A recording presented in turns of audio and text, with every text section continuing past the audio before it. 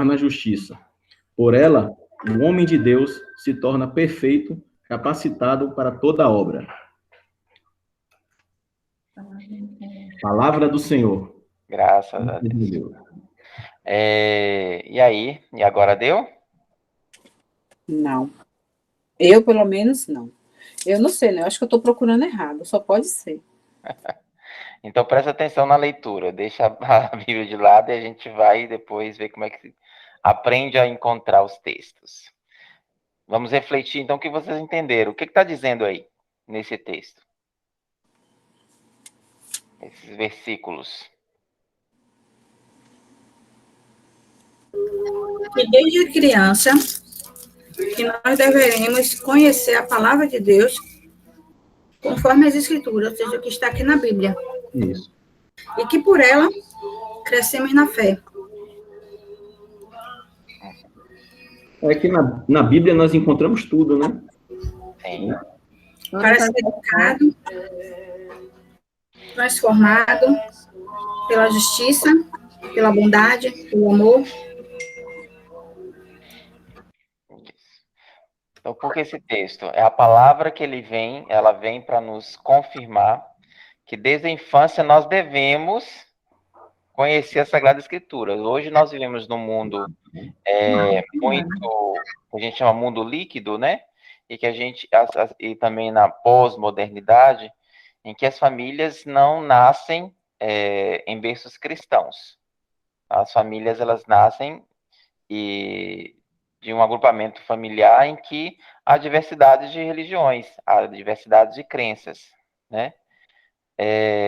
A Bíblia ela escreveu para a nossa realidade enquanto nós estávamos ali vivendo, ou Timóteo, pelo menos, estava vivendo no início da era cristã, e a família toda já começava ali, desde pequeno, a conhecer a Sagrada Escritura.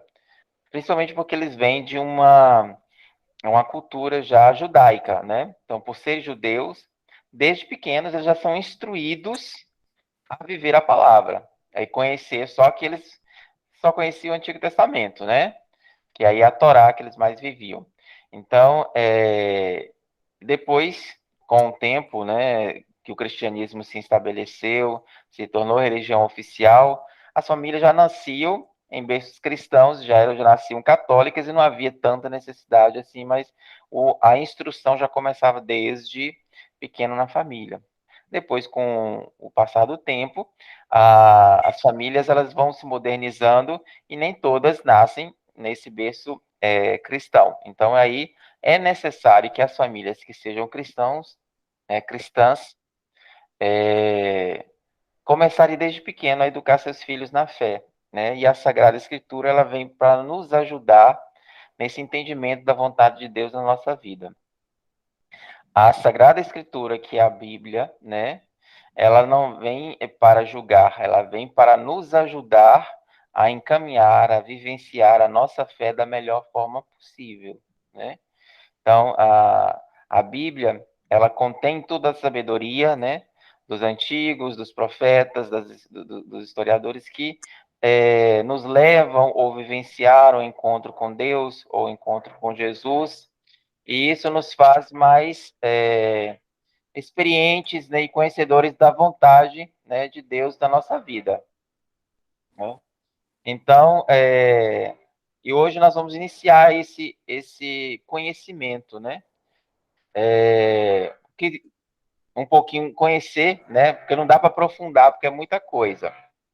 Mas a gente vai ver algumas coisas sobre a Bíblia para a gente poder aprender, né, a utilizar a Bíblia na nossa vida, fazendo com que ela possa nos ajudar nesse nosso entendimento, até mesmo no nosso uso diário, né? Que muitas vezes a gente não sabe usar a Bíblia ou manusear a Bíblia. Então, já é um caminho para que a gente possa utilizá-la.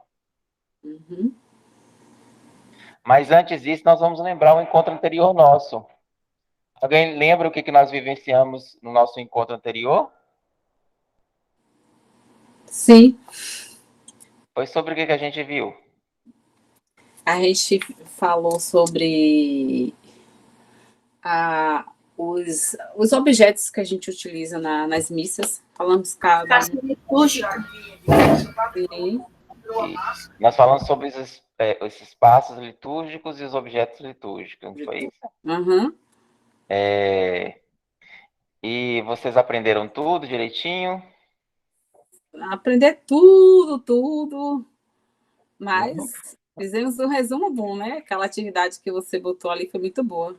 Ah, Ah, deu para procurar muitas coisas e tirar um pouco, né? Porque é muita coisa assim, não dá para você pegar tudo, mas com um resumozinho e vendo do dia a dia, a gente sim. vai pegando. Isso aí. E vocês conseguiram responder? Respondi, agora se tá certo. Vamos ver hoje o que se tá certo ou se não tá, e aí a gente vai aprendendo juntos, né? Tá certo. Todos responderam? Não? Virgem Maria. Sim. Ah, tá. Eu respondi também. Então, deixa eu ver se dá para projetar aqui.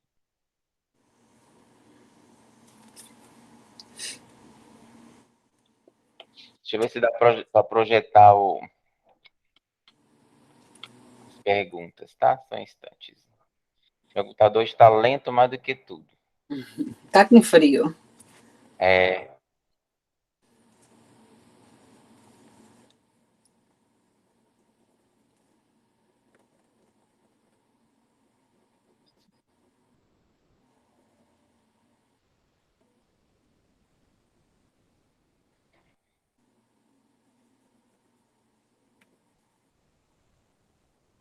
Tá dando para vocês verem aí? Ainda não. Não, Tá. Como é que chama? Compartilhando. não tá compartilhando, não.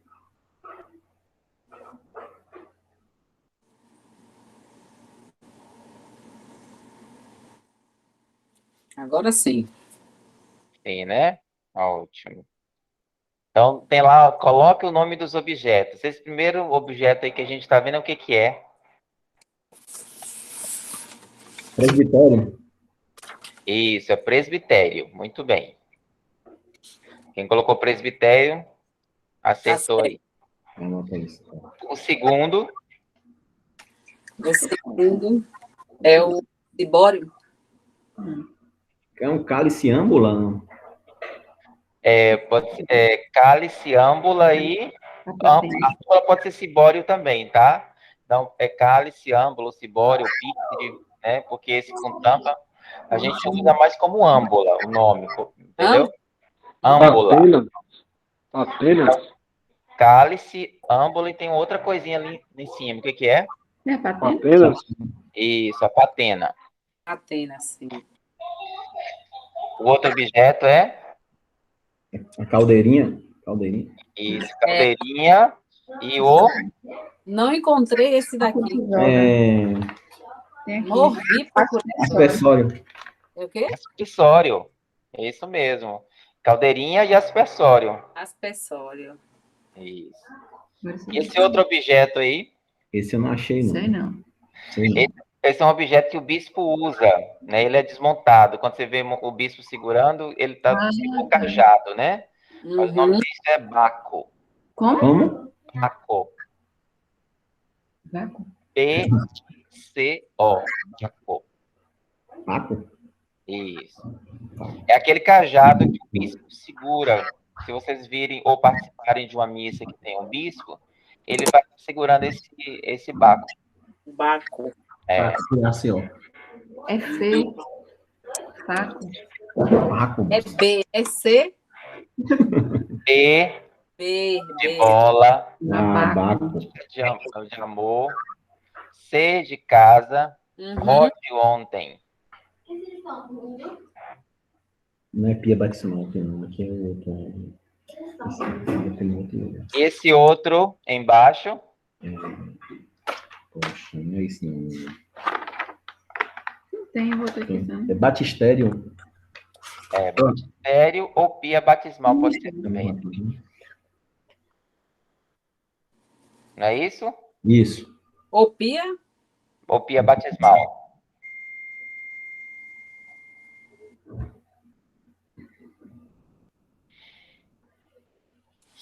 José Carlos, me repete o primeiro, por favor. O primeiro... Peraí. O primeiro de cima ou o segundo de baixo? Não, o primeiro de cima. É Eu coloquei como presbitério, presbitério.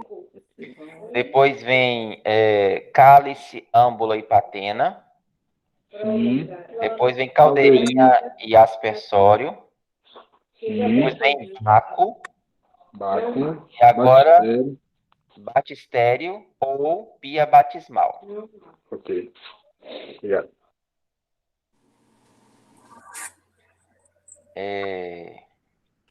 Isso aqui não é cálice, não. Outro é o quê? Isso não É um cálice. Um cálice, Uhum. certo? O outro é Carrilhão? carrilhão, isso mesmo, carrilhão. Nós temos diferença entre carrilhão e sino, certo? E O sino é só umzinho, só desse aí. Carrilhão é porque são 4 juntos, Isso. entendeu? O outro objeto, Âmbula. âmbula. muito bem. Você viu que tem alguns repetidos que é realmente para vocês gravarem, né? Depois vem esse outro objeto, Credência. a credência, é isso? Tá Que é a certo. mesinha lá no cantinho para guardar os objetos. E o outro, Crucifixo, crucifixo. E depois, Galhetas. galhetas, galhetas, né? Que é aquele vasilhas que colocam água e vinho. E depois, Genoflexório. flexório, isso, genuflexório. Depois, Hóstia. hóstia, hóstia, muito bem. E a outra, Bacia e jarra. jarra. isso, bacia e jarra. E a outra, Naveta. Como? Naveta. isso, naveta e Naveta. E o... tem a colherinha aí. Naveta e o quê? A colherinha? Tem uma colherinha aí ó, aqui embaixo. Que é para pegar o incenso e colocar no... Colherinha. Naveta. Então, naveta e colherinha, viu? E colherinha. Isso. Eu não sei se é. O outro é Ostensório? Ostensório. extensório, muito bem. E o outro embaixo, Aí eu não sei o que é, não. A gente Eu botei pala. isso, ó. Aí tem 3 objetos. Ah, tem a Que é esse objeto quadrangular, né? Depois tem esse paninho que tá aí que se chama sanguíneo. entre a pala, né? É. E debaixo tem um outro paninho maior, que é o corporal. Eu não anotei nenhum. Então aí tem pala, sanguíneo e corporal. Tem os 3. Corporal. O outro objeto qual que é? Pateno. Patena. O outro, Teca. teca, né? E o outro, Turíbulo. turíbulo, que coloca o incenso. É isso? Pronto. O do meio eu não botei com o meu nome antes, antes do turíbulo. Teca. Teca. Isso.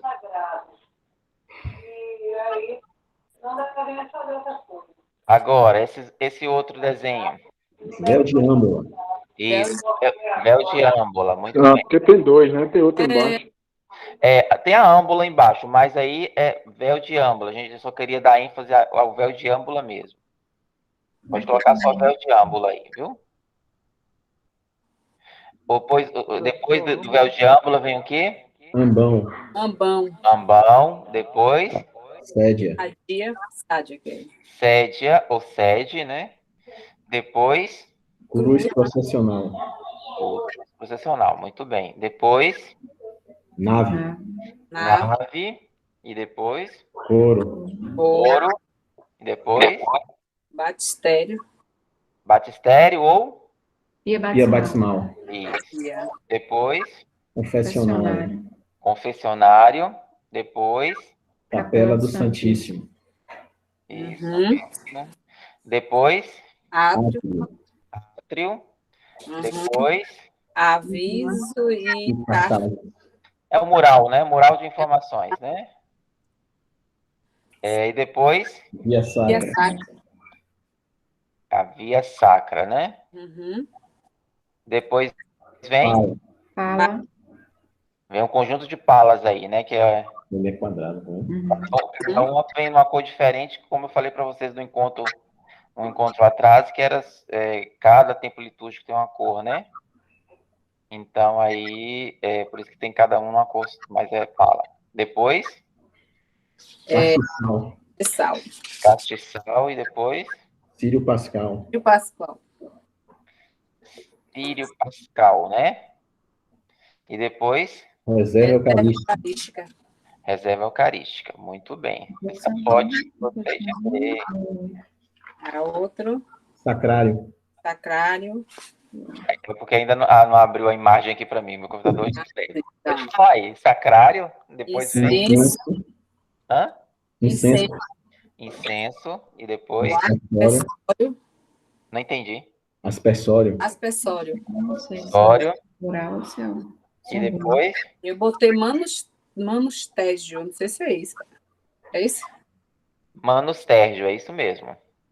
Ministério. E depois. Véu de âmbula. Isso, véu de âmbula de novo. Depois vem o O altar. Altar.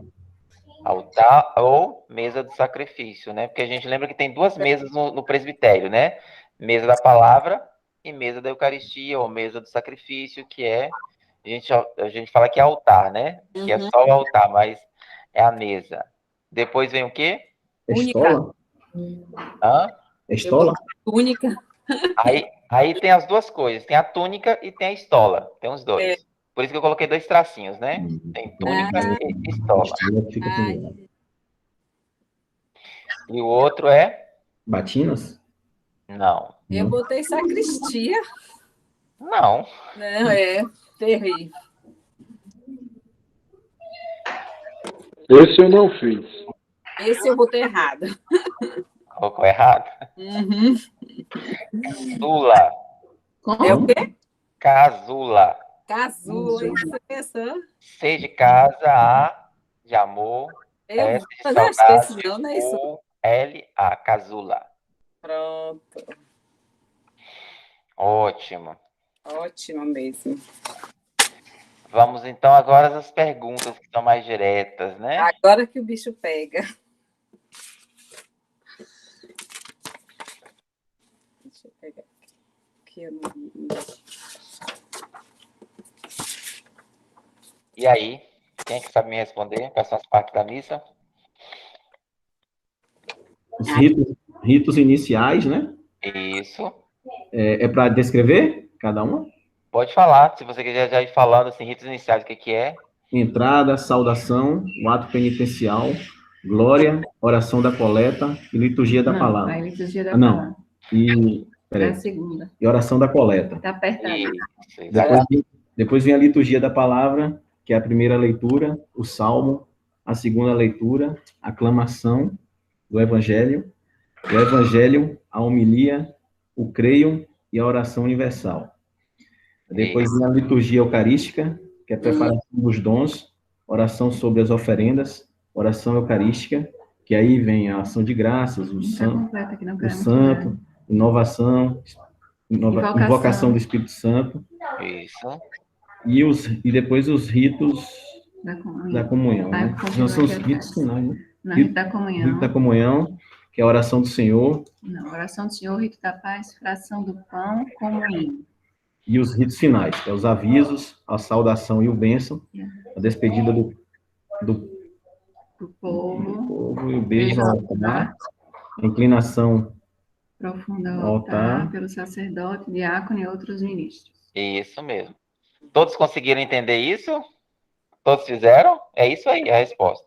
Então, são partes, né? Os ritos iniciais, a liturgia da palavra, liturgia eucarística, depois vem os ritos finais. E aí, dentro de cada um, está se descrevendo aí o que cada um compete. Uhum. Certinho? Quais são as funções litúrgicas na Boa missa? tarde, desculpa a demora. Boa tarde. Quais são as funções litúrgicas na missa? Eu botei assim, né? Eu botei bem resumido, assim, preparar, realizar e organizar a vida litúrgica. Eu acho que não foi isso, não. As funções não são essas, elas realizam isso. Mas elas... Sacerdote, diácono? É isso? Eu fiquei na dúvida também. Não, Não. não. As funções litúrgicas são os comentaristas, leitores, salmista, Peraí, comentarista, leitores, que é a primeira e segunda, salmista. Eu separei porque para ficar mais claro o que é, viu? Que pode ser tá dentro dos leitores do salmista, mas o salmo prioritariamente deveria ser cantado e não lido. Então, por isso que eu gosto de separar. Então, salmistas, né?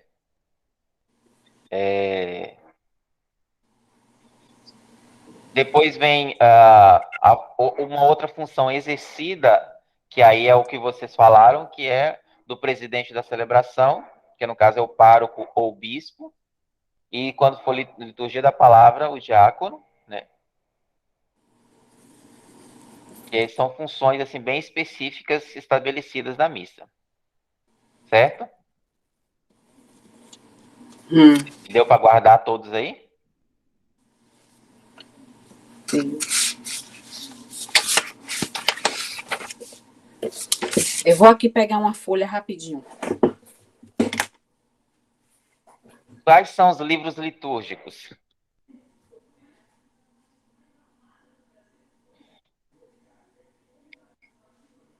Quem respondeu aí? Missal? Isso, é um deles.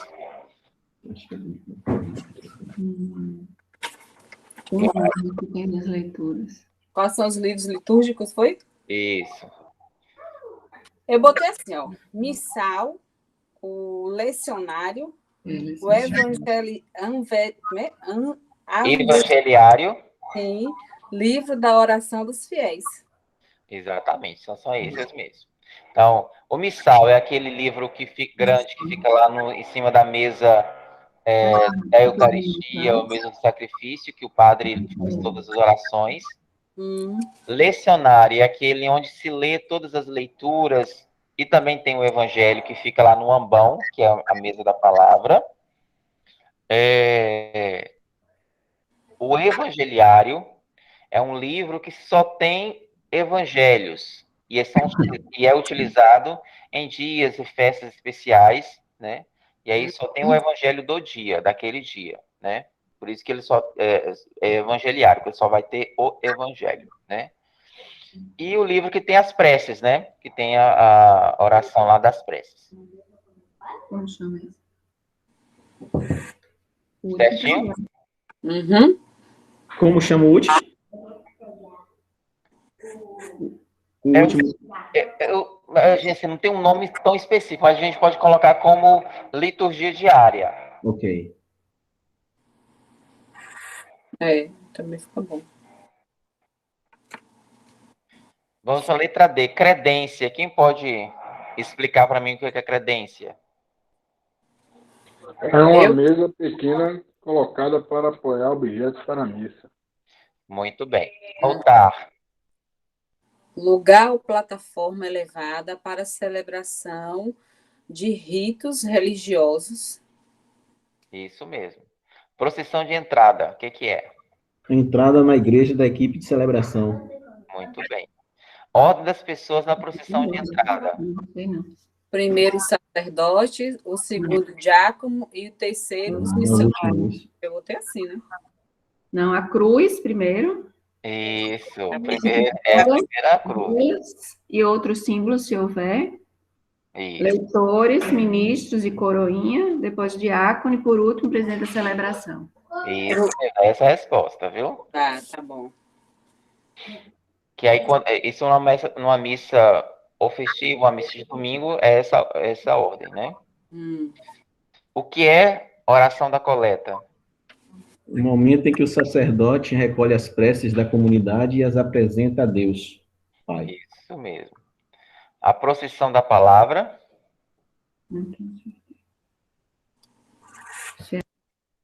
A procissão da palavra é a primeira leitura, o salmo e o evangelho? Mas como é que é a procissão dessa palavra? O que é essa procissão Você dessa palavra? entre a Bíblia ou entre o É a entrada lecionário? da Bíblia? Isso, a entrada geralmente se faz em muitas igrejas, no momento que for ocorrer a liturgia da palavra, se faz a entrada ou com o lecionário ou com a Bíblia, entendeu? Então, por isso que tem essa procissão de entrada da palavra. Uhum. Gesto dos leitores para a proclamação da palavra. Quais são os gestos? Eu botei assim, né? Curvar? Oi? É se curvar, é isso? Isso, tem um nome para quando se curva. Qual é o nome? Inclinar-se. Qual é o nome desse inclinar? Reverência. Isso, reverência. Então, se faz reverência em frente à mesa da palavra e depois você sobe, né? E quando você desce, faz a mesma coisa, a reverência e depois, em frente à palavra, depois terminar e vai para o seu lugar. Certo? Quem pode proclamar o evangelho? O diácono ou o sacerdote? Muito bem. Quais os objetos se deve ter na procissão das ofertas? Acho que tem água. O pão e o vinho. O pão e o vinho, o que mais? O que é o pão e o vinho? Água, óleo. Corpo e sangue. Né? O que ele falou? O que Oi? é? Corpo e sangue. O pão e o vinho é o quê? Que quando a gente está lá na missa, o que é o pão e o Corpo vinho? e sangue. Né? Isso, que é o corpo e o sangue. O que é o corpo? O pão. O pão, a hóstia. Pão. Hóstia. A hóstia. O nome correto seria hóstia, né? Certo? Então, a hóstia que se entra também com as galhetas, que é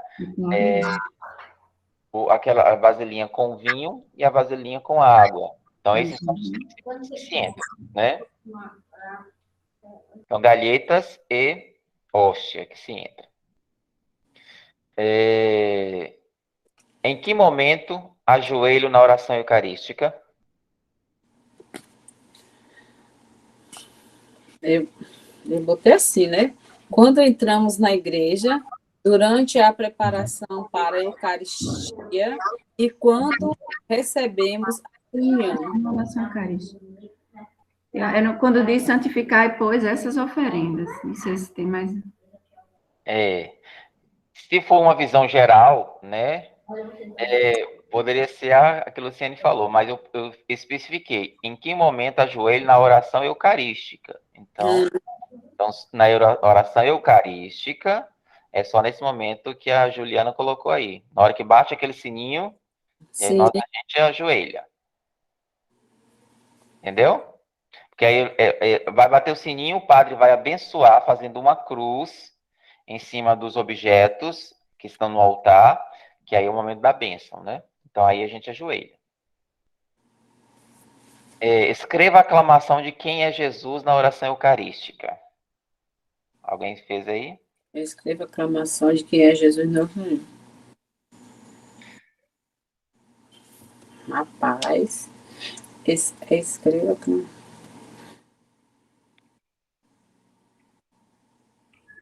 Eu coloquei aqui, ele é a vossa... Aqui, peraí. Deus eterno, todo-poderoso, por Cristo, Senhor nosso.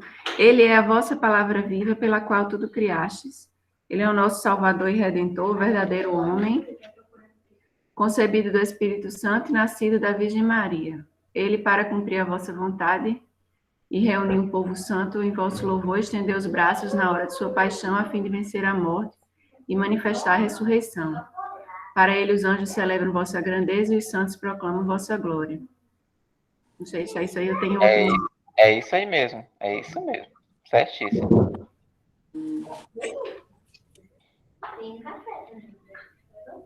Alguém mais copiou? Ou... Isso aqui tem que pegar aqui, o mesmo nome. É porque aí tem que olhar mesmo na oração eucarística, né?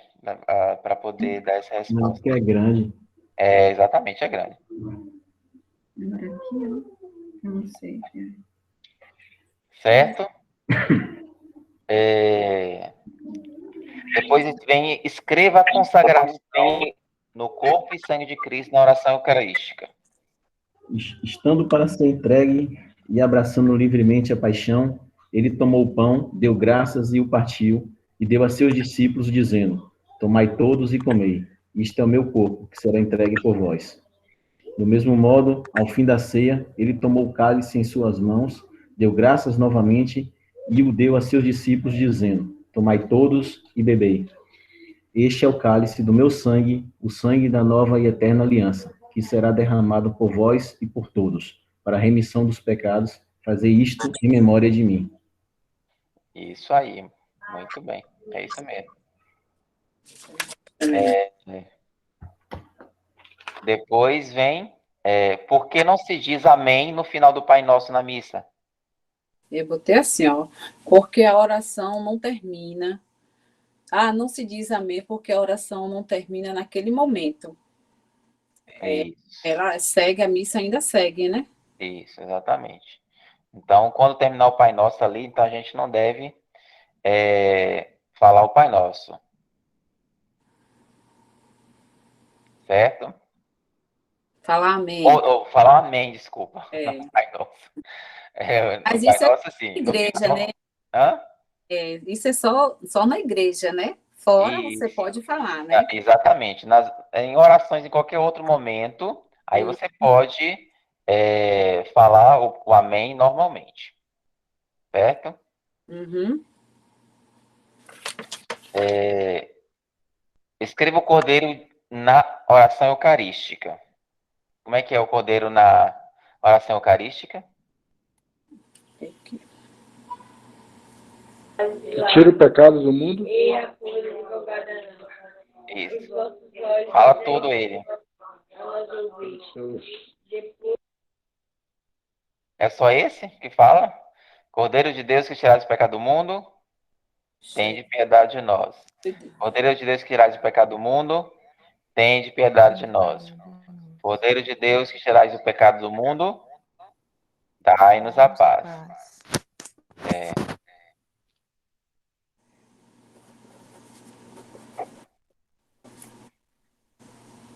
Depois eu posto tudo. Certo. Você assiste ou participa da missa? Participa. Participa, se quiser. Assiste e participa. E qual é a diferença de participar e de assistir? Participar você está contribuindo com a cerimônia, e assistir você só vê pela televisão, né? Isso, então assistir é só pela televisão ou pelo YouTube, né? As missas online, etc. Quando você está participando da missa presencialmente, você está participando, né? Quando você está na missa, você está participando. Eu não acho que é só quando tá lá presencialmente, porque quando a gente está em casa, se a gente quiser, a gente participa também. Não, porque a gente está participando do... Mas aí é uma interpretação sua, porque mesmo estando lá e não recebendo gosto, eu acho que eu estou participando também, porque se fosse assim, esse tempo todo da pandemia, então a gente não estava participando. Você estava assistindo, exatamente. Você estava assistindo a missa. Não, eu estava participando, para mim eu estava participando, eu só não participo se eu não presto atenção. Não, mas aí não é mesmo, você assiste a missa. Participar, você está dentro, ativa, participando da missa presencialmente. Vendo pelo YouTube, pela TV, você está assistindo a missa. Nem a oração, por exemplo, algumas igrejas fazem a comunhão espiritual. Comunhão espiritual não é a comunhão do Espírito. Cristo não está ali, você está só fazendo uma oração para estar em comunhão. Mas você não está recebendo o Cristo eucarístico ali. Entendeu? Se por exemplo, desculpa, Mas se eu for dizer isso para todas as pessoas que acreditam que Cristo está ali, então ela não vai crer mais, ela não vai querer nem mais participar da missa quando estiver na televisão. Eu creio que se um padre falar isso, muitos vão descrer que Jesus Cristo estará ali. Eu creio que, mesmo eu não recebendo ele, ele está. Não estou dizendo que ele não está com você. Estou dizendo que eucaristicamente ele não vai estar. Você está comungando eucaristicamente? Mas espiritualmente eu estou, porque mesmo é isso, mas mesmo quer dizer, então, se eu for para a missa e eu não receber o corpo de Cristo, eu não participei? Você não participou da missa completa. Faltou alguma coisa. Não faltou? Claro que sempre vai faltar, porque o propósito da gente é receber o corpo, né? É a divisão, né, que Cristo fez, que é o corpo e o sangue dele. Sendo que, né, nos momentos que a gente não pode, para mim, a gente participa sim. Só a gente crê que ele estará. Mesmo estando na televisão ou não. A questão de Cristo estar é diferente de Cristo eucaristicamente estar. Você está confundindo. Cristo eucaristicamente vai estar quando você estiver em comunhão ou comungando o corpo e o sangue dele. Espiritualmente ele vai estar em qualquer lugar. Se você estando no Rio, você estando em São Paulo, você estando no mar, você estando na praia, se você fizer oração, Cristo vai estar. Senão as nossas orações individuais em casa não serviriam. As nossas orações em casa, em qualquer outro lugar, servem. Cristo está quando você... ele fala que onde um ou dois ou mais estiverem, ali eu estou, certo? Então, se você estiver fazendo oração ou tiver até mais pessoas rezando com você em qualquer lugar que esteja, Cristo vai estar presente. Eucaristicamente, não. Espiritualmente... Não, se eu estou na televisão, vai ter eu e muito mais outras pessoas. Ele está, então a gente está participando. Não, aí você está assistindo, você não está participando. Eu estou participando. Eu vou sempre pensar que eu vou estar participando. Se eu for só botar na minha cabeça, eu acho que outras pessoas pensariam da mesma forma, ela não vai querer nunca mais assistir, porque se ela não está participando da missa junto com Jesus, ela não querer mais. Para que então assistir? Não é para que então participar da missa. Para mim, eu participo. Eu só não participo quando eu não presto atenção, quando eu estou fazendo alguma coisa. Agora, quando eu paro para prestar atenção na missa, para ouvir a palavra, para ouvir a homilia, né, da missa, né, e do início até o fim, para mim, eu participei. Eu só acho que eu só não participo quando eu coloco aqui na televisão e eu vou fazendo minhas coisas. Aí, eu só assisti, eu só ouvi.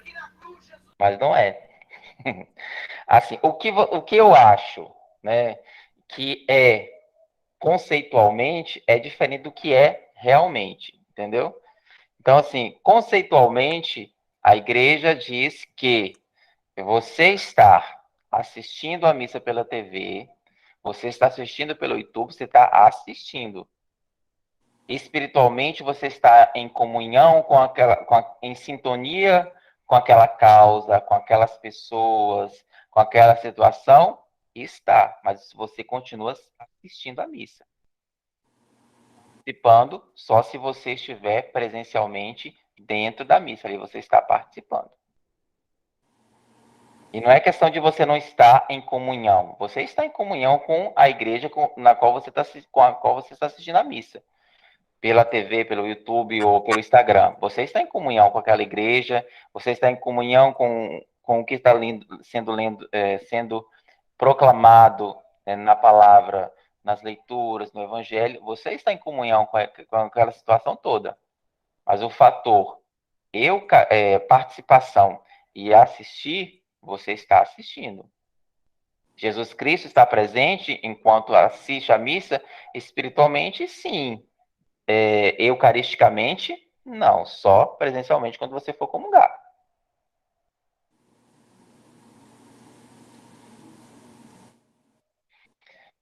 Em que momento se deve ter o abraço da paz e quem o motiva?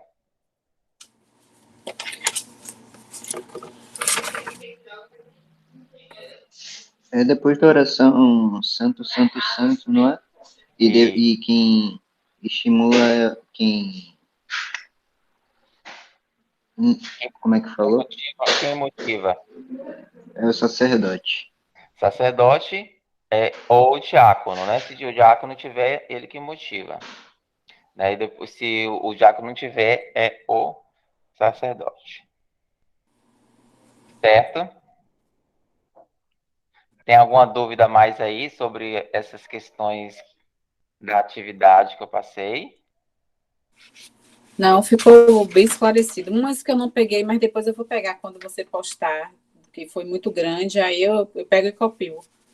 Certo. Ficou bem. Ótimo. Muito bem. E hoje nós vamos falar um pouco sobre a Bíblia, né? Que é para a gente poder conhecer um pouquinho mais sobre aquilo que nos rege, sobre aquilo que que nós, enquanto católicos, nos guiamos, né? Então é necessário que a gente conheça bem a Bíblia, para que depois a gente não diga que não sabe, não conhece ou não conhecia, né? Então é importantíssimo e eu dedico alguns encontros a gente aprofundar acerca da Bíblia, exatamente para isso, para que a gente possa saber manusear, saber utilizar no nosso dia a dia, né? E nos momentos que a gente precisar. Certo?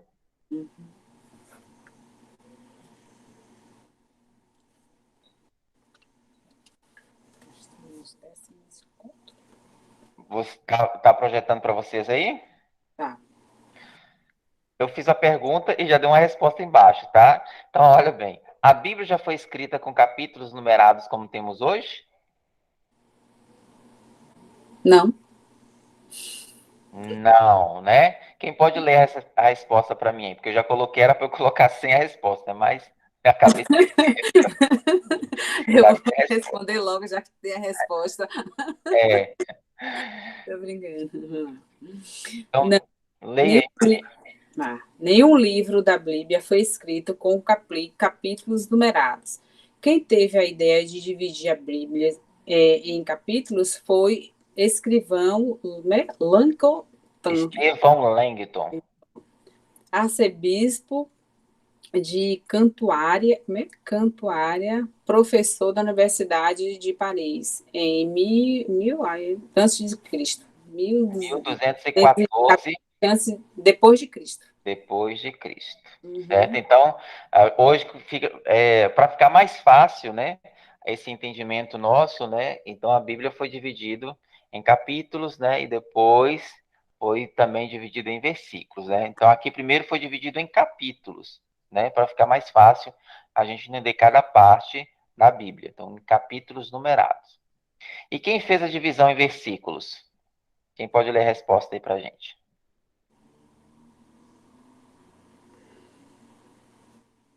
Em 1551, Robert Etienne, redator e editor em Paris, fez experiência dividindo o NT de língua grega em versículos.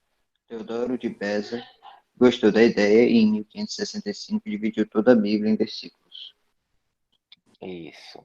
Então, também é bem, quer dizer, mais ou menos recente, né? No tempo de Jesus, né?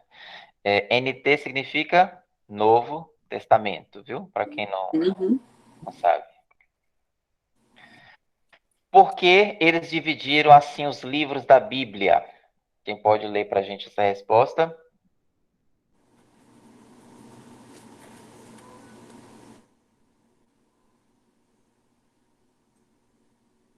Gente, vocês estão aí?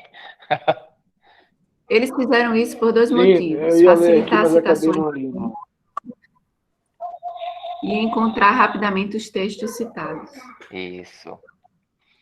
Então, para facilitar mesmo encontrar os textos, né? 4. Como a gente encontra na Bíblia os capítulos e os versículos? Quem pode ler a resposta? Eu. Vou ler. Na citação, capítulo é o número que vem antes da vírgula. E o versículo é o número que vem depois da vírgula, indicando onde começa e onde termina. Exemplo, Gênesis 11, capítulo 11, versículo de 1 a 9. Procurar no livro do Gênesis, capítulo 11 e versículo de 1 a 9. Na Bíblia, o capítulo é escrito em algarismo ou em algarismo grande e o versículo em algarismo pequeno. Repare, também a abreviatura do livro de Gênesis, GN. Você deve aprender de memória as abreviaturas. Veja a lista completa no início de sua Bíblia. A gente sabe, né, que no início da Bíblia lá tem todos os nomes dos livros e a abreviatura do lado, para ficar mais fácil o entendimento. Porque quando a gente, por exemplo, falar MT, é o que é? Mateus, né? MC, o que é? Marcos, né? Hoje, como eu falei, segundo TM seria segundo Timóteo, né? E por aí afora. Aí depois a gente vai ver a forma como a gente faz para descobrir ou como é formada essas abreviações, né? Então, o número maior é o capítulo e o número menor é o versículo, né? Separado por vírgulas e também por hífen, quando se quiser reduzir. Quem traduziu pela primeira vez toda a Bíblia e quando ela foi impressa, assim como a temos hoje? A primeira tradução é a mais famosa da Bíblia. Para o latim, é a de São Jerônimo, conhecida como Vulgata. Do latim, a de Vulgada. Isso aconteceu por volta do ano 400 depois de Cristo, a pedido do Papa Damaso. Na verdade, a primeira tradução da Bíblia foi a tradução da Bíblia hebraica dos judeus para o grego, conhecida como tradução dos... Esse número eu não sei. 70, né? Muito usado na época de Jesus e das comunidades. Isso. Então, a primeira, na verdade, foi a primeira tradução da Bíblia foi só a parte do Antigo Testamento, né? Que foi a Bíblia de 70, que foram 60 pessoas, anciãos, né, escolhidos, né, para poder fazer essa... Era em torno de 70. Né, por isso colocou mais arredondado e colocaram 70.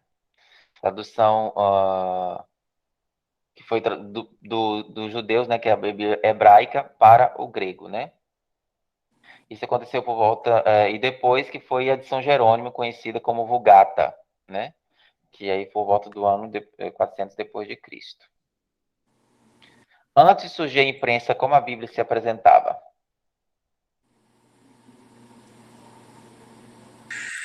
De diversas formas, em pedaços de papel vegetal, em rolos de pergaminhos, que é couro de animal, em papiro, espécie de papel vegetal, e em folhas.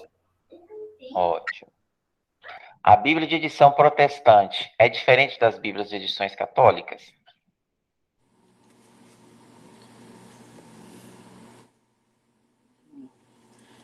O Novo Testamento é igual para todos, mas o Antigo Testamento, na Bíblia, de edição católica, tem 7 livros não, 7 livros a mais. Estes livros são Tobias, Judite, o primeiro e segundo livro de Macabeus, Dos Macabeus. Sebória, Sabedoria.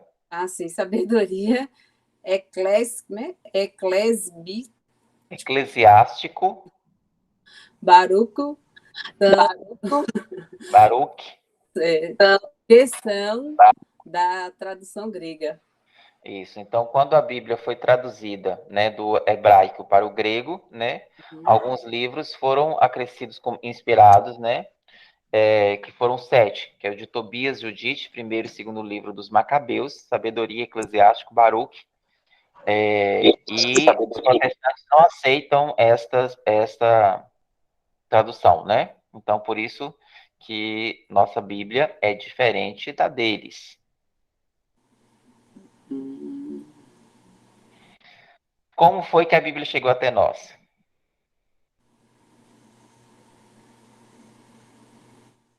Esta é uma pergunta que muitos se fazem. A Bíblia, antes de ser escrita, foi vivida, e depois foi contada pelos pais e mães aos filhos, de geração em geração.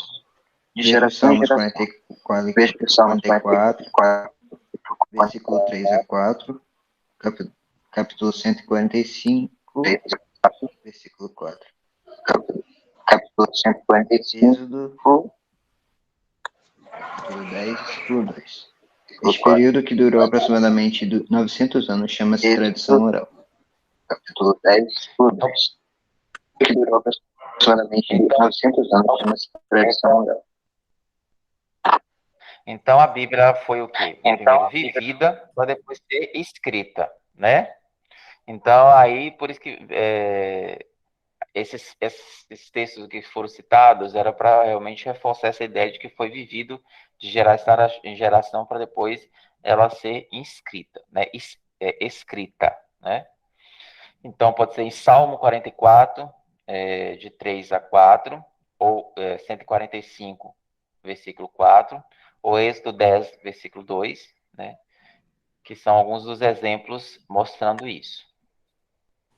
E agora nós vamos entrar, assim, mais diretamente no livro mesmo, né? A gente vai ver um pouco da história da Bíblia, para a gente poder entender, né? E depois a gente vai ver as divisões dela, como é que ela está dividida, para a gente poder entender melhor como está a nossa Bíblia, certo?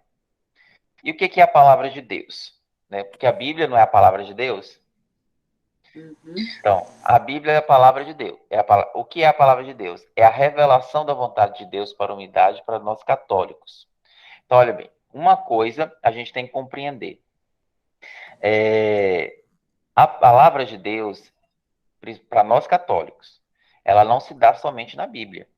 Ela se dá na Bíblia, na tradição da igreja e no magistério. Então, a gente tem que compreender porque, por exemplo, os protestantes só acham que a palavra de Deus está na Bíblia, mas não é. Para nós católicos, a palavra de Deus ela está na Bíblia, na tradição da igreja e também no magistério, porque Deus vai se revelando também na tradição da igreja e vai se revelando também no magistério. Então, a palavra de Deus, então na Bíblia, é a palavra de Deus escrita que chegou até nós pela igreja, né? Então, todos aqueles que compõem a igreja de Cristo, então, eles vão escrevendo tudo aquilo que eles viveram. A tradição é a palavra de Deus não escrita, mas transmitida de viva voz e conservada pela igreja em seus ensinamentos, na liturgia, na disciplina. Exemplo: o que de mim ouviste em presença de muitas testemunhas, confio a homens fiéis que, por sua vez, sejam capazes de instruir a outros, como está lá em 2 Timóteo, capítulo 2, versículo 2. Ou seja, o ensinamento de Jesus não está apenas na Bíblia, mas também na tradição, isto é, no ensino oral da palavra de Deus. Nós estamos aqui, nós estamos no ensino, tem coisas que eu ensino para vocês que não está escrito aqui, mas o que a gente vivenciou através da nossa tradição e através do magistério, eu vou passando para vocês, que está além da Bíblia. O magistério, né? O ofício de interpretar autenticamente a palavra de Deus escrita ou transmitida foi confiado unicamente ao magistério vivo da igreja, cuja autoridade se exerce em nome de Jesus Cristo, isto é, foi confiado aos bispos, em comunhão com o sucessor de Pedro, o bispo de Roma. A gente pode ver isso lá no Catecismo da Igreja, no parágrafo 85, né? Então, quem são componentes desse magistério da Igreja? O Papa, os bispos, os padres, né?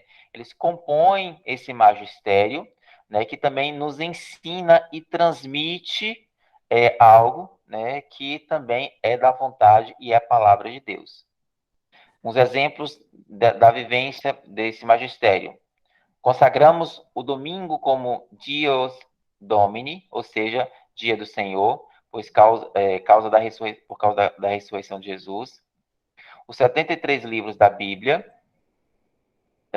não sei se vocês sabem, mas existem muitos livros, né, que contam outras histórias no tempo de Jesus, fala até outras coisas de Jesus, de outras coisas de apóstolos, que são chamados de livros apócrifos, né? eles não são tidos como inspirados por Deus, por isso são chamados de apócrifos.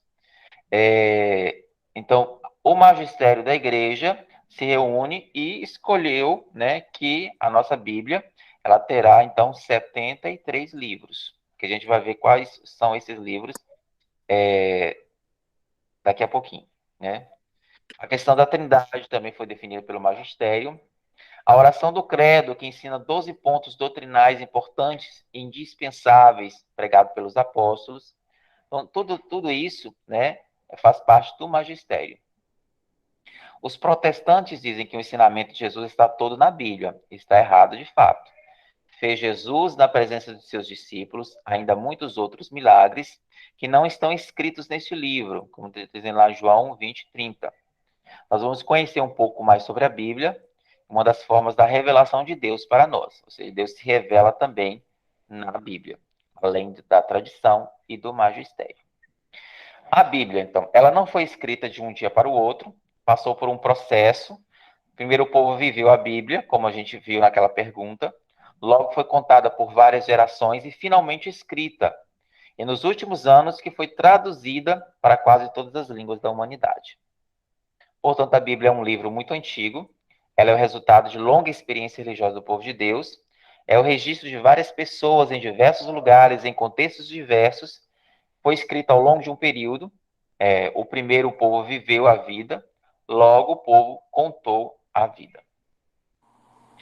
Podemos afirmar que a Bíblia é a história de um povo que caminha com seu Deus e é a história de Deus que caminha junto com seu povo. Assim, nós hoje podemos fazer uma releitura dos acontecimentos do povo escolhido de acordo com a nossa realidade e necessidades concretas. Portanto, a Bíblia foi composta por duas mãos, por Deus, que a inspirou, e pelos homens e mulheres que as escreveram. Não sabemos quantos são os autores humanos da Bíblia, mas sabemos que são muitos. Daí afirmamos que a Bíblia foi escrita em mutirão. A Bíblia começou a ser escrita faz muito tempo, aproximadamente durante 1.300 anos.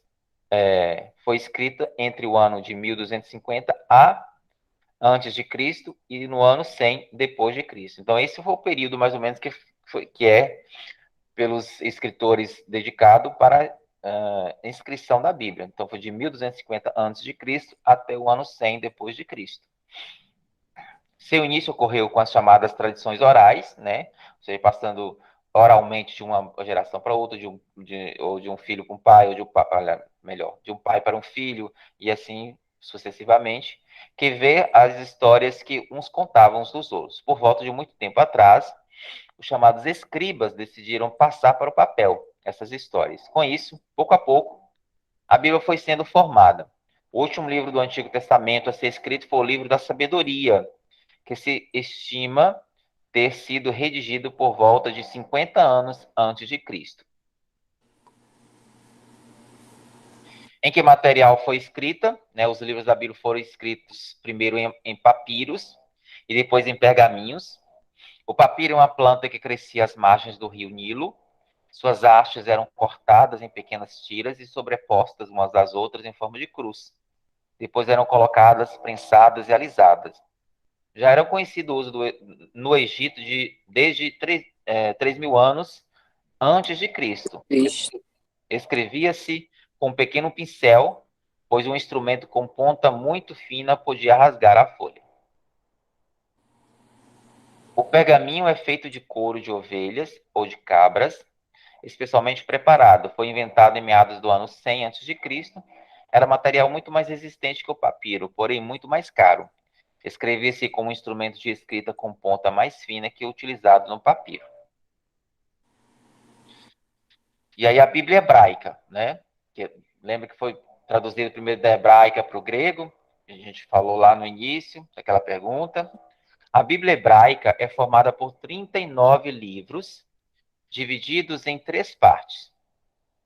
A lei, ou Torá, que são 5 livros, Gênesis, Êxodo, Levítico, Deuteronômio, e livros proféticos, que são 21 livros escritos, né? Tem escrito 13 livros. A razão disso é que no ano 100 da era cristã, os rabinos judeus se reuniram no sínodo de Jâmbines, ou Jâmbines, como alguns falam, no sul da Palestina, a fim de definir a Bíblia judaica usando critérios nacionalistas. Nesta época, começaram a surgir o Novo Testamento, com os evangelhos e as cartas dos apóstolos, que os judeus não aceitaram. Nesse sínodo, os rabinos definiram como critérios para aceitar que um livro fizesse parte da Bíblia o seguinte, né? Então, deu para entender, né? Eles se reuniram para definir quais livros iriam pertencer à Bíblia, né? E aí foi quando estava surgindo também os livros do Novo Testamento, como os evangelhos e as cartas dos apóstolos. E aí os judeus não aceitaram, né? Aquelas do Novo Testamento. Então, nesse sínodo, os rabinos definiram como critério para aceitar que um livro fizesse parte da Bíblia o seguinte. Primeiro, ele deveria ter sido escrito na Terra Santa, e fora da Terra Santa, para eles não eram considerados inspirados por Deus. Segundo, escrito somente em hebraico, nem aramaico e nem grego. Então, escrito somente em hebraico. Então, aramaico e grego para eles não eram considerados como inspirados. Terceiro, escrito antes de Esdras, né? 455 a 428 antes de Cristo. E quarto, sem contradição com a Torá ou com a lei de Moisés. Então, os rabinos definiram que esses eram os critérios para que a Bíblia, ou os livros, fizessem parte da Bíblia em hebraico. As traduções mais importantes, como a gente já conversou um pouquinho, foi a de 70 e a Vulgata. A Septuaginta, que é a de 70, é o nome da versão da Bíblia em hebraico, traduzida em etapas para o grego, Ekoiné, entre o século III a.C. e o século I a.C., em Alexandria. Dentre outras tantas, é a mais antiga tradução da Bíblia hebraica para o grego, língua franca do Mediterrâneo Oriental pelo tempo de Alexandre o Grande. A tradução ficou conhecida como a versão dos 70, ou Septuaginta, palavra latina que significa 70 ou ainda LXX. Os 72 rabinos, 6 de cada uma das 12 tribos, que a gente vai estudar um pouco sobre a história do povo de Deus, vai ver sobre essas 12 tribos também, trabalharam nela. E segundo a tradição, teriam completado a tradução em 72 dias. A Septuaginta, desde o século I, é a versão clássica da Bíblia hebraica para os cristãos de língua grega, que foi usado como base para diversas traduções da Bíblia. A Septuaginta inclui alguns livros não encontrados na Bíblia em hebraico. Muitas Bíblias da Reforma Protestante seguem o cânone judaico e excluem esses livros adicionais. Entretanto, católicos romanos incluem alguns desses livros em seu cânon, e as igrejas ortodoxas usam todos os livros conforme a Septuaginta. Anglicanos, assim como a Igreja Oriental, usam todos os livros, exceto o Salmo 151. E a Bíblia do Rei Jaime, né, que é sua versão autorizada, inclui esses livros adicionais em uma parte separada chamada de apócrifa. No sentido corrente, Vulgata é a tradução para o latim da Bíblia, escrita entre fins do século IV e início do século V por São Jerônimo, a pedido do Papa Dámaso, que foi usada pela Igreja cristã e ainda é muito respeitada. Nos seus primeiros séculos, a Igreja serviu-se sobretudo da língua grega. Foi nesta língua que foi escrita todo o Novo Testamento, incluindo a Carta aos Romanos de São Paulo, bem como muitos escritos cristãos dos séculos seguintes. No século IV, a situação já havia mudado, e é então que o importante biblista São Jerônimo traduz pelo menos o Antigo Testamento para o latim e revê a Vetus Latina. A Vulgata foi produzida para ser mais exata e mais fácil de compreender do que suas predecessoras. Foi a primeira e por séculos a única versão da Bíblia que verteu o Velho Testamento diretamente do hebraico e não da tradução grega conhecida como Septuaginta. No Novo Testamento, São Jerônimo selecionou e revisitou textos, chama-se, pois, Vulgata, esta versão latina da Bíblia que foi usada para a Igreja Católica Romana durante muitos séculos e ainda hoje é fonte para diversas traduções. E aí a diferença entre a Bíblia católica e a protestante, como a gente já falou, a diferença está no número de livros. A Bíblia protestante, que são dos evangélicos, tem no Primeiro Testamento, ou Antigo Testamento, 39 livros, e a católica tem 46 livros. Os protestantes só aceitam os livros escritos na Palestina em hebraico ou aramaico. Os católicos aceitam como inspirados os livros deuterocanônicos, que é do segundo cânon, escrito em grego, fora da Terra Santa, ou seja, no exílio. Os livros deuterocanônicos são Tobias, Judite, 1º e 2º Macabeus, Eclesiástico, Sabedoria e Baruque. E a Bíblia, ela na verdade é uma biblioteca. Ela tem, então, 73 livros. Então, não é apenas um livro só, mas são 73 dentro dela, e por isso é chamada de uma biblioteca. A divisão da Bíblia, ela é dividida em Antigo Testamento ou Primeiro Testamento e Novo Testamento ou Nova Aliança. No Antigo Testamento ou Primeiro Testamento ou Primeira Aliança, contém os livros que narram a história do povo da Bíblia e foram escritos antes de Cristo. Foi escrito no reinado do rei Salomão por volta de 950 a.C. e ficou pronto por volta do ano 50 a.C.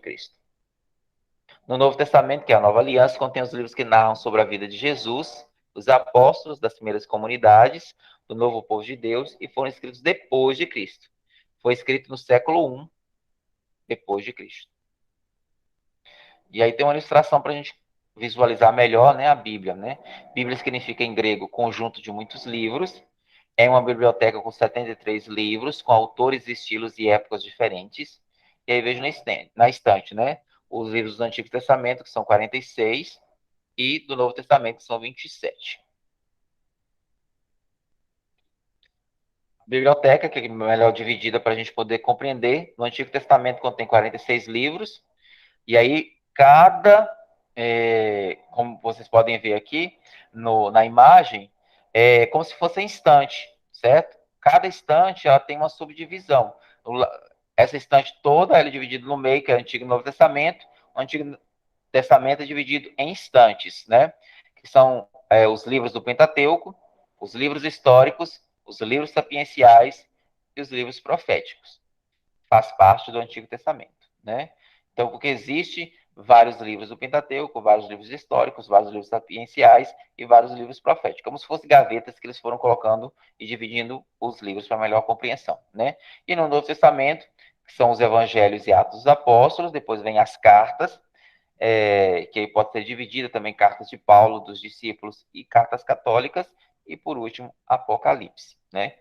E aí o Antigo Testamento, né? Que aí uma gavetinha desse Antigo Testamento que estão o Pentateuco, palavra de origem grega que significa 5 livros, também chamada de Torá. E quais são eles, né? São aqueles primeiros 5 livros da Bíblia que a gente pode ver aqui, né? São os Gênesis, Êxodo, Levítico, Deuteronômio e Números. Então, esses são os 5 primeiros livros da Bíblia. Depois vem os livros históricos. São 16 livros que narram a história da formação do povo da Bíblia. Então, quer entender o povo da Bíblia? Então, tem que ler esses livros históricos, né? Que eles são muito importantes para essa compreensão desse povo. E aí tem vários livros, né? Como está dizendo, são 16 livros, né? Josué, Juízes, Esther, né? E são 16 livros. Daqui a pouco a gente fala todos eles. Depois vem os livros sapienciais, são 7 livros, nos quais encontramos reflexões e expressões de sabedoria, poesias, canções, orações, hinos e provérbios que o povo registra seus sentimentos. E por último vem os livros proféticos, são 16 livros que trazem a mensagem, a ação e a vida de alguns profetas. O Novo Testamento, que ele é dividido, como eu falei anteriormente para vocês, nos evangelhos, que evangelho significa boa nova, em grego, e são os livros de Mateus, Marcos, Lucas e João. Eles trazem que as comunidades guardaram e refletiram sobre Jesus, sua pessoa, seus ensinamentos e suas atitudes. Os evangelhos de Mateus, Marcos e Lucas são chamados evangelhos sinóticos, porque eles têm uma estrutura parecida de escrita, né? E o de João tem um estilo diferente de todos os outros 3. Então, Por isso que os 3 primeiros evangelhos, Mateus, Marcos e Lucas, são chamados de sinóticos, porque eles têm uma estrutura literária parecida. Atos dos Apóstolos, narram as ações dos apóstolos, especialmente Pedro e Paulo.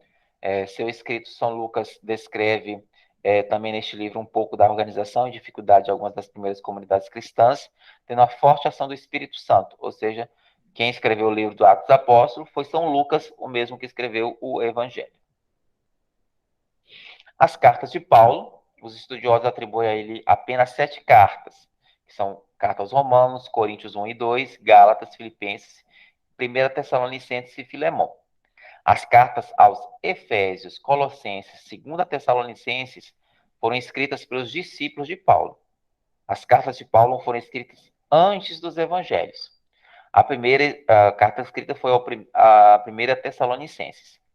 Antes de ser escrito o primeiro evangelho, que é o de Marcos, Paulo morreu por volta do ano 64 a 68 depois de Cristo. Existem as cartas também pastorais, por se dirigirem aos líderes, ou seja, aos pastores das comunidades.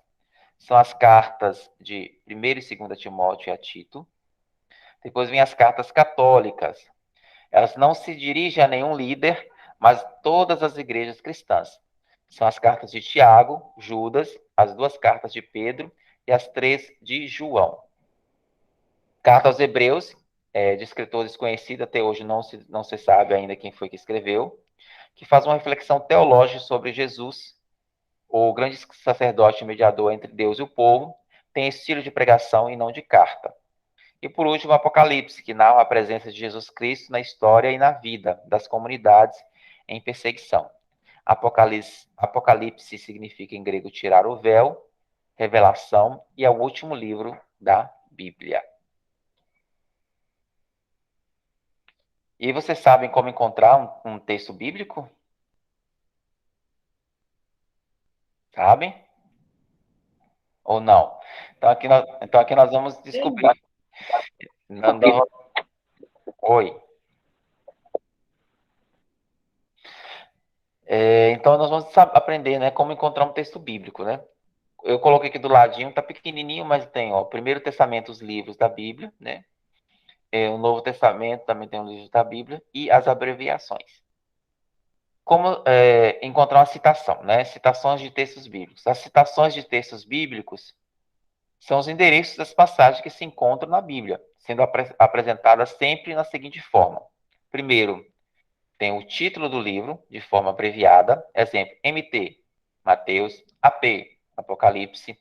SL, Salmos.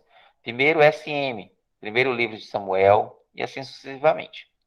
Depois vem o capítulo. Então, depois, por exemplo, dessa abreviatura, vem o número do capítulo. Por exemplo, João 11. Então, João, capítulo 11. PR 1 significa Livro dos Provérbios, capítulo 1 ou capítulo 1. 1 Cor 4. Primeira carta aos Coríntios, capítulo 4. Terceiro, os versículos que aí vem após a vírgula. Por exemplo, João, capítulo 11, versículo 5. Então, livro de João, capítulo 11, versículo 5. PR 1 a 7. Livro dos Provérbios, capítulo 1 ou capítulo 1, versículo 7. 1 Coríntios, capítulo 6, versículo 6. Ou 1 Coríntios, capítulo 4, versículo 6. Porém, frequentemente nos deparamos com citações contendo mais informações, tais como TB 5 a 6. Quer dizer que é livro de Tobias, capítulo 5 e 6. Então, esse hífen quer dizer que é do 5 até o 6. Depois vem TB 5 e S. Significa o mesmo que o exemplo anterior. Tobias, capítulo 5 e o seguinte. Quando tem um S só, é o seguinte, o capítulo seguinte. Quando tem 2 S, são os capítulos seguintes. São os 2 capítulos seguintes. Ou os 2 versículos seguintes. 1 Coríntios, capítulo 4, versículos de 6 a 13. Primeira carta aos Coríntios, capítulo 4, versículos 6, 7, 8, 9, 10, 11, 12 e 13. Ou seja, quando tem esse if, quer dizer que são todos os versículos que estão ali dentro, de 6 a 13. Para aprendermos e não esquecermos mais, devemos entender o que significam os sinais de pontuação inseridos nas citações. A vírgula, que aí, após o capítulo ou algum outro versículo, vai ter uma vírgula, então ela serve para separar o capítulo do versículo. Exemplo, João capítulo 11, versículo 5. Então, depois do 11 tem a vírgula. O ponto indica que a leitura não é sequenciada, mas que há salto entre os versículos. Lê-se apenas os versículos que estão antes e após o ponto. Exemplo, João, capítulo 1, versículo 3, aí salta para o 9. Então, só vão ser lidos os dois versículos, o 3 e o 9. O hífen ou um traço, ao contrário do ponto, que é o item anterior, indica que devem ser lidos todos os versículos que estão no intervalo citado, né? Quando tiver, então, o hífen. Exemplo, João, capítulo 17, versículos de 20 até o 26. Quando fala até, então coloca o hífen. O hífen ou traço pode também indicar uma sequência de capítulos, né? Porque às vezes a gente pode encontrar ou precisar ler 3 capítulos seguidos, né? Ou 4 capítulos seguidos, então eles colocam o hífen ou traço. Exemplo, João, capítulo 17, versículos de 20 até o capítulo 18, versículo 12. Então, você vai ler desde João, capítulo 17, versículo 20, até o versículo 18, capítulo 18, versículo 12. Ou seja, lê do João, capítulo 17, versículo 20, até o capítulo 18, versículo 12. O ponto e vírgula separa uma citação de outra que pode estar no mesmo livro ou em livros diferentes. Exemplo, João capítulo 1, versículo 3. Aí ponto e vírgula, você vai saltar e ler o capítulo 16, versículo 10. Mais um exemplo. Salmo 110, versículo 10. Depois você vai ler Eclesiástico, capítulo 1, versículo 16. Os parênteses abrangem textos iguais ou praticamente iguais à citação anterior. É comum, no caso dos evangelhos sinóticos, a gente ter as citações, né? E eles colocarem alguns outros, principalmente no rodapé, ou então entre parênteses em cima, indicando outros textos que tenham ou trabalhem aquele mesmo conteúdo que está sendo lido ali. Então, por isso que eles colocam entre parênteses. Exemplo, Provérbios, capítulo 1, versículo 7. Ou então lá no 9, no 10 de Provérbios, também você pode encontrar isso. Você também pode encontrar o mesmo assunto em Salmo 110, versículo 10. Ou você pode encontrar também em Eclesiástico, capítulo 1, versículo 16. Quer dizer que consta no livro dos Provérbios, capítulo 1, versículo 7, representa ideia ou palavras que também podem ser encontradas no Salmo 110, versículo 10, e no livro do Eclesiástico, capítulo 1, versículo 16. Uma letra S indica a leitura do versículo imediatamente seguinte ou o número indicado, né? Ou pode ser a letra do pode ser o versículo seguinte ou capítulos seguintes, como eu falei anteriormente, certo? Por exemplo, Gênesis capítulo 15, versículo 16S. Quer dizer que, então, você vai ler Gênesis capítulo 15, versículo 16 e o seguinte, ou seja, o 17, o versículo 17. Também pode ser representado da seguinte forma: Gênesis, capítulo 15, versículos 16 a 17, que também dá a mesma coisa. Duas letras S indica a leitura de 2 versículos imediatamente seguintes ao número indicado, ou também pode ser de capítulos, né, indicados, como eu já falei para vocês. Exemplo, Gênesis 15, versículo de 16 e seguintes, né, indica que ele vai ler 16, 17 e 18. Né? Então, ele vai ler os 2 seguintes. Se tivesse um S só, seria só o 17. Como tem 2 S, são os 2 seguintes, então 17 e 18. Se fosse capítulo, né? Então, versículo Gênesis 15, Depois vinha o 16 e o 17 também, né? 17 e 18, que são dois seguintes. Então, Gênesis 15. E aí coloca SS. Aí colocaria, quer dizer que são os dois capítulos seguintes, que seria 16 e 17. Quanto ao versículo, não é indicado. Quando o versículo não é indicado, significa que a referência foi feita ao capítulo inteiro. Neste caso, a vírgula não é utilizada, mas os demais sinais continuam com o mesmo significado. Exemplo, Salmo 94 e seguintes. Então, são Salmos 94, 95 e 96. Ou Salmo 94 a 96. Existem algumas Bíblias que, além dos versículos, também dividem cada versículo em letras A, B, C, D, letras do alfabeto, certo? Quando dentro daquele versículo tem muitas ideias, ou ele é muito grande, então eles vão dividir também em A, B e C, certo? Então, quando se encontra uma dessas letras após a citação do versículo, é indicação de leitura ou citação da parte do versículo, né? Cada versículo pode ser dividido em até 3 partes, a primeira A, a segunda B e a terceira C. Exemplo, Gênesis, capítulo 5, versículo 3b. Refere-se feita ao livro de Gênesis, capítulo 5, segunda parte do versículo 13. Facilita a localização da frase em um versículo que pode ser composto de 3 frases. Não são todas as edições que utilizam essas letras. Um só capítulo. Quando o livro tem apenas um capítulo, o número do capítulo pode ser omitido, citando apenas o versículo. Exemplo, Judas 3.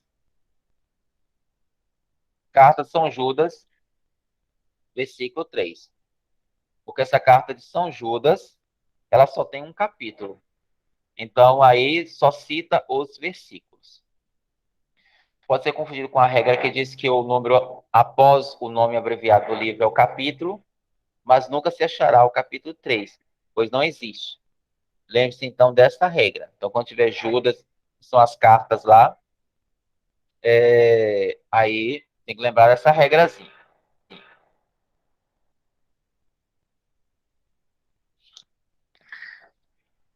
Então, isso aqui é apenas para a gente fazer um treinamento, né? Como se lê essas citações? Quem pode falar o primeiro aí para mim?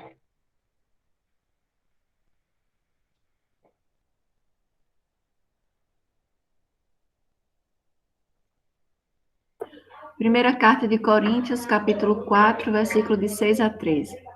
Isso, muito bem. Uma segunda pessoa vai falar um segundo exemplo.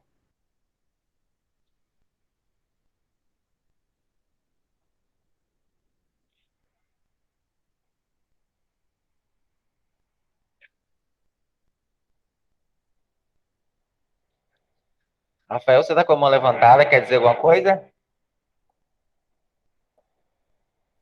Não, eu bati sem querer. Ah, tá.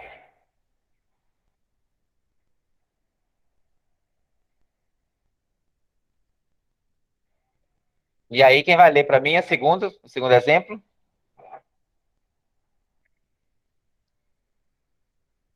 É para ler o versículo mesmo, ou é para ler o capítulo e o versículo, ou só ler como é escrito? Eu não entendi o que você falou, não. É para ler o capítulo e o versículo como é escrito, ou para ler na Bíblia? Como está escrito aí? Como que você leria isso aí? 1 Coríntios, capítulo Não, o segundo 4, exemplo. Jeremias, capítulo 32, versículo 17 a 22. Capítulo 27 e o seguinte. Isso.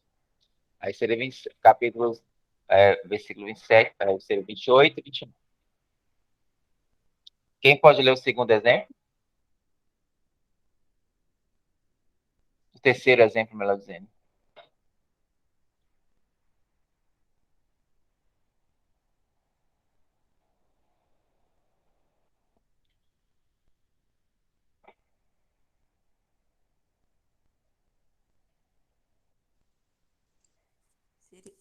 Provérbios, Oi?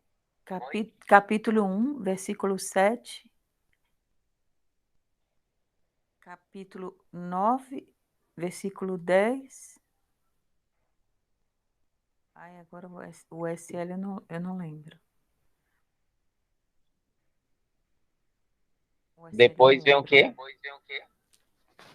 Depois, tem o capítulo 10, capítulo 9, versículo 10. Sim. Depois vem SL, né? Eu estou enxergando assim, mas eu não estou lembrando o SL. SL é o quê? É Salmo.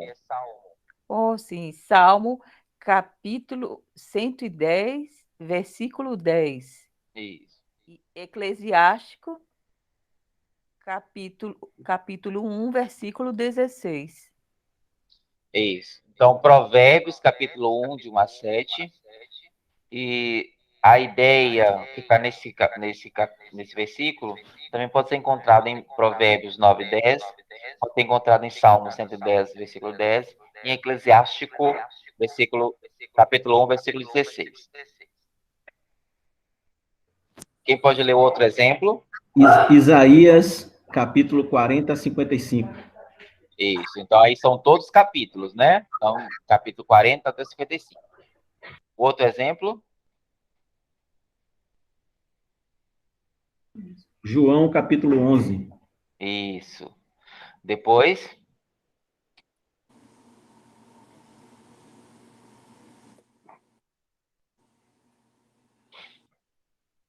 esse é fácil. Eu falei na hora que eu estava explicando. Oi. TB é o quê? Tobias. Tobias. Tobias, né? Capítulo 5 inteiro ou Tobias de 5, capítulo 5 Capítulo a 6. 5, seguinte. Não. É Tobias, capítulo 5 e seguinte, ou seja, E seguinte, é ou Tobias, capítulo 5 e 6, né? isso, que é a mesma coisa. Aham. Outro exemplo, Acho que é Salmo 95 e seguinte, ou Salmo 95 e 97. isso, que são os capítulos. Depois vem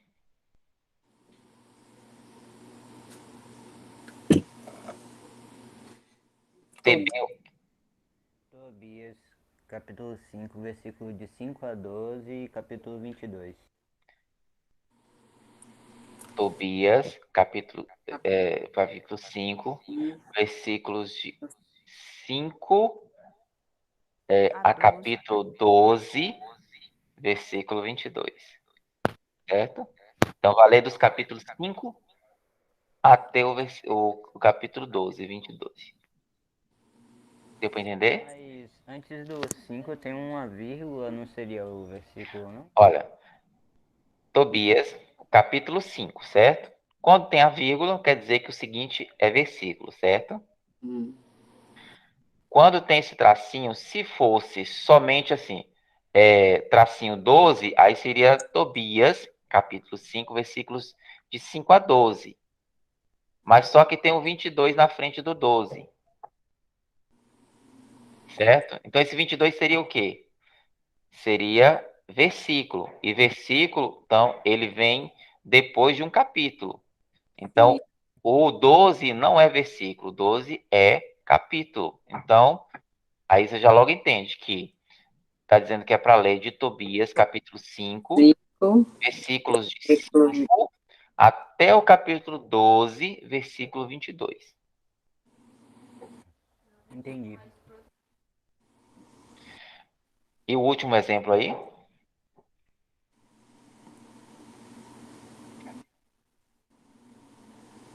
Vou tentar aqui, tá certo? Certo. É Romanos, capítulo 12, versículo de 14 a 17 e versículo 20 e seguinte. O capítulo Romanos 12, capítulo 12, né? Versículo 14. Pula para o 17. Quando tem um ponto, pula. Então, 14, pula para o 17, pula para o 20, e como está um S, é o seguinte, então 20 e 21. Então, vai ler Romanos, capítulo 12, versículos 14, 17, 20 e 21. Deu para compreender aí? Ou não? Entendeu, mas precisa de mais treino. Isso. Aí depois eu vou passar também uma atividade para vocês treinarem, tá? Porque aí vocês vão treinando realmente, formar mesmo as abreviações dos capítulos, porque vai ficar mais fácil. Depois eu vou ensinar para vocês também como é que é essa ideia de formar as abreviações, né, dos capítulos, né? Como eles pensaram, por exemplo, de ser Gênesis, CGN. Ele geralmente pega a primeira consoante e a segunda consoante da palavra Gênesis, certo? Então, a primeira consoante e segunda consoante da palavra forma a abreviatura. Certo? Só que tem alguns casos especiais. Como sempre, nossa língua tem casos especiais, né? Porque vocês podem ver, por exemplo, primeiro cor, né? Aí seria, se fosse Coríntios seria CR, não é? Uhum. Mas já existe um livro do Antigo Testamento com essa regra, que é Crônicas. Livros do Crônicas seria a primeira consoante e a segunda consoante, que já é CR, certo? Então, para que não fique igual, então eles colocaram o quê? A primeira vogal no meio para poder diferenciar. Então, como existe 2 Coríntios, então por isso que na frente tem 1 Coríntios e 2 Coríntios, né? Então, eu vou colocar primeiro cor, que significa, quando tiver cor, quer dizer que é Coríntios, certo? Deu para entender? Deu para entender ou não? Deu. Quando tiver livros que, pela regra, iam chocar, eles vão acrescentar a primeira vogal ali no meio, no livro que é o mais novo, para poder não chocar. Entendeu? E aí é o caso de Crônicas. Crônicas está no Antigo Testamento, que seria CR. A primeira Coríntios está no Novo Testamento. Então, para não chocar 2 CRs, aí o livro do Novo Testamento, que é o mais novo, Botou uma vogal. Colocou a primeira vogal no meio para diferenciar. Certo? Então, aí eu passo atividade também para vocês treinarem, porque treinando fica mais fácil, né? Quando falar determinado capítulo, versículo, aí vocês vão encontrar com mais facilidade. Além disso, é importante que vocês entendam esse fio da meada do Antigo Testamento até o Novo Testamento, com essas divisões, porque aí vocês vão ficar mais fácil para compreender, né, como encontrar o livro. Né? Por exemplo, eu falar, livro do Gênesis, está onde? No Antigo ou no Novo Testamento? É uma pergunta. Está onde? Então, no Antigo ou no Novo Testamento? No Novo. No Novo? Gênesis é antigo, né? É o primeiro livro do Antigo Testamento. Ai, tá certo. Se eu disser, por exemplo, Oséias. Antigo. Antigo. E por que você imaginou que fosse antigo, Juliana? Que veio na sua cabeça? Assim? Ou que você já sabia? Eu já conhecia. Já conhecia, né? Então, assim, por exemplo, Oséias era o quê? É um profeta, então está no livro dos proféticos, então fica fácil, né? E assim a gente vai associando ao grupo que ele pertence, né? Gênesis pertence ao Pentateuco, né? Oséias aos livros proféticos, Sabedoria dos livros sapienciais, Salmo dos livros sapienciais, né? Então a gente vai deduzindo o quê? E também com o tempo, quando a gente vai utilizando muito, a gente vai já conseguindo captar o que é do Antigo Testamento e o que é do Novo Testamento, certo? Para ficar mais fácil. Porque do Novo Testamento você vai, é o que a gente mais utiliza, né? Então a gente já sabe, né, que são os 4 evangelhos, Atos dos Apóstolos, depois vem as cartas e depois Apocalipse. Então, a gente vai entender, quando a gente fala carta, você já vai saber logo que é Novo Testamento. Né? Quando a gente fala Atos dos Apóstolos, você vai saber que é Novo Testamento, que são os Atos dos Apóstolos. Fala Apocalipse, é o último livro da Bíblia, Novo Testamento. Fala um dos evangelhos, vai saber logo que é Novo Testamento. O antigo é mais difícil nesse sentido, porque tem 46 livros. Aí você, às vezes, pode confundir. Mas, se você souber quais são dos Novo Testamento, os outros todos são do Antigo Testamento. Deu para entender não diria tudo, mas no geral? Agora deu. Porque a gente, é só na prática mesmo que a gente vai vendo, né, e aprendendo mais para poder não ter mais algumas dúvidas, né, bem práticas nisso. E aí é interessante que vocês, quando eu colocar o material, vocês releiam, né, principalmente nas regras de utilização de pontos e etc., dos pontos, e também nas abreviações, vai ficar mais fácil para vocês compreenderem como encontrar os determinados livros. Tá bom? Vocês têm dúvidas? Não. Não. Certo. Então, nós vamos fazer a nossa oração final, né? Hoje o encontro demorou um pouquinho mais, né? Mas a gente caminha assim mesmo. É. Que livro é esse aí? Marcos, Isso. Marcos, o quê? capítulo 4, do 13 Versículos a 13 a 20. 20. Isso. Quem pode ler para a gente essa passagem bíblica aí?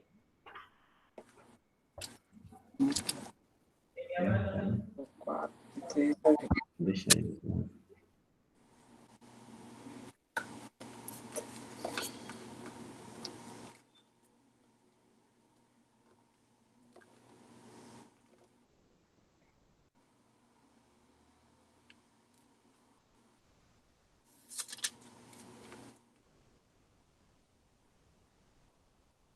E aí, já encontraram?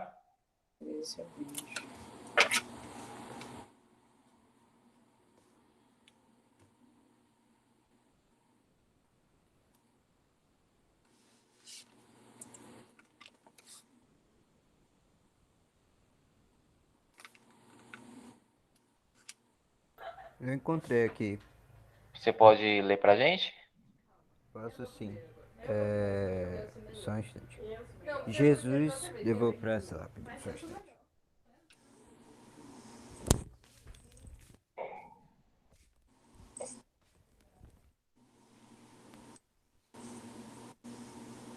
Aqui tá escuro, deixa eu só ligar a luz. Pronto. Jesus lhes perguntou: Vocês não compreendem essa parábola? Como então vão compreender todas as outras parábolas? O semeador semeia a palavra. Os que estão à beira do caminho são aqueles dos quais a palavra foi semeada. Logo que a ouvem, chega Satanás e tira a palavra que foi semeada nele. Do mesmo modo, os que recebem a semente em terreno pedregoso são aqueles que ouvem a palavra e a recebem com alegria, mas eles não têm raiz em si mesmos. São inconstantes e quando chega uma tribulação ou perseguição por causa da palavra, eles logo desistem. Outros recebem a semente entre os espinhos. São aqueles que ouvem a palavra, mas surgem as preocupações do mundo, a ilusão da riqueza e todos os outros desejos que sufocam a palavra. E ela fica sem dar fruto. Por fim, aqueles que receberam a semente em terreno bom são os que ouvem a palavra, a recebem e dão fruto. Um dá 30, outros 60 e outros 100. Palavra da salvação. Glória a vós, Senhor. Pois, Senhor. Que tipo de solo eu sou? Principalmente depois de hoje, do encontro de hoje. Qual é o tipo de solo que eu estou sendo? Eu estou sendo aquele solo que está colhendo a palavra, trabalhando nela e sendo solo fértil? Ou ainda a palavra ou a semente está ali no meio do caminho? Ou está por cima da terra?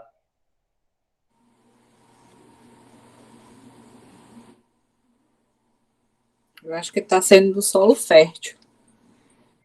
Uhum.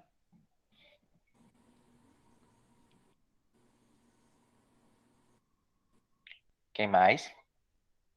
Eu acho que por muito tempo Concordo, solo eu tive, fértil. Eu acho que por muito tempo eu fui o solo pedregoso, mas hoje em dia acho que eu tô mais para solo fértil. Ótimo. Que bom, né? Que vocês são um solo fértil. Que a palavra realmente, porque assim, a gente pode até criar algumas resistências, né? Porque a gente já tem alguns pressupostos, algumas visões, etc. E a minha função realmente é tentar esclarecer, como diz o povo, desanuviar, tirar a nuvem, né? Ou revelar, ou como diz o livro do Apocalipse, né? Tirar o véu, né? É um pouco enxergar, né, o que a palavra diz, o que Jesus diz, para que a gente possa vivenciar melhor, né? Não é nada aí contra os ideais ou as crenças de ninguém, mas que a gente possa amadurecer com verdade e amadurecer com bastante coração aberto naquilo que a gente está aprendendo para a gente poder colocar na nossa vida, né? Então, nós somos constantes aprendizes, né? E também professores na vida, né? Em alguns momentos a gente é professor, outros, no meu caso, catequista, né? E outros a gente é catequizando. E aos poucos a gente está aprendendo, né? Para a gente poder melhor viver a nossa fé. O intuito meu realmente é prepará-los para que vocês possam vivenciar melhor a fé de cada um de vocês dentro da Igreja Católica Apostólica Romana, né? Com verdade, com sinceridade, com o coração aberto para entender aquilo que realmente é de verdade, certo? Não entendam, às vezes, as minhas colocações contraditórias às visões de alguns, mas rumo à certidão das coisas, tá bom? Vamos rezar juntos o Pai Nosso, né, pedindo que Jesus possa nos fortalecer, né, diante de Deus, os nossos pedidos, né?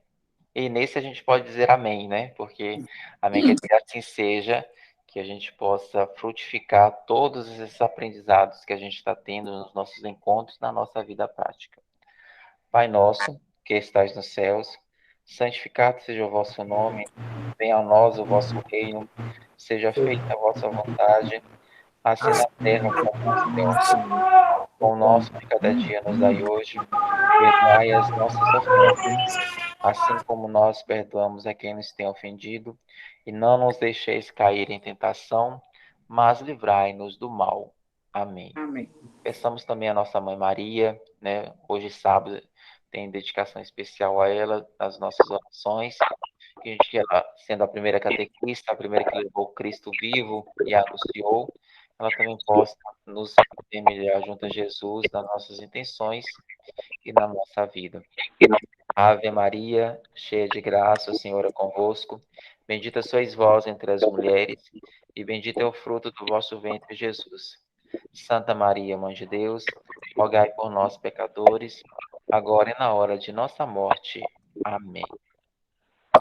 Que o Deus Todo-Poderoso nos abençoe e nos guarde. Amém. Amém. Ele nos mostre a sua face e se compadeça de nós. Amém. Volte para nós o seu olhar e nos dê a sua paz. Amém. Abençoai-nos, Deus misericordioso, Pai, Filho e Espírito Santo. Amém. Amém. Então, até sábado que vem, né, a gente se encontra de novo aqui, às 16 horas. Tá. Tá certo? Obrigado. Bom final de Obrigada. semana a todos. Obrigado, Até o Bom próximo final de encontro. semana, uma boa noite para todos. Valeu, pessoal. Tchau, tchau.